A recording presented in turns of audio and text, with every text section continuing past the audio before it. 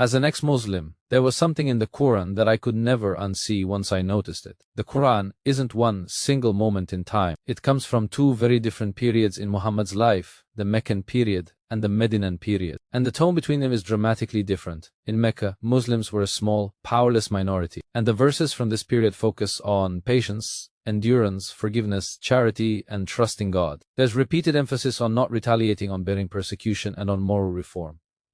Honestly, those verses are beautiful. They feel universal. They feel spiritual. Then comes Medina. By the time Muhammad reaches Medina, he is no longer just a preacher. He becomes a political leader, a judge, a military commander. And the Quran changes tone with that shift. Now the text starts addressing warfare, punishment, loyalty, political authority, and conflict. This is where verses about fighting appear.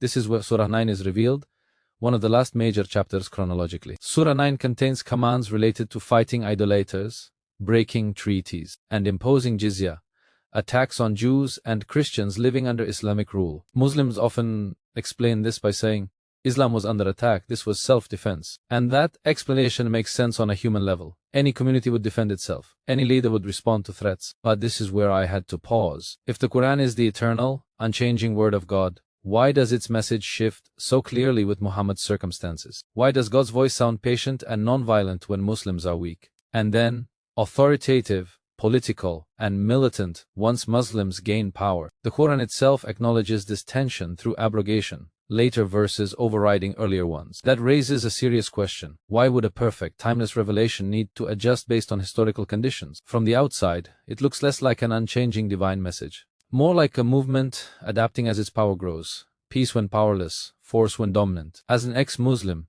that pattern mattered to me. Because I wasn't just asking, can violence ever be justified? I was asking, why does divine guidance look so different depending on who holds power? Should God's moral standard shift with politics? Or should it remain consistent, regardless of circumstance? That question is what stayed with me.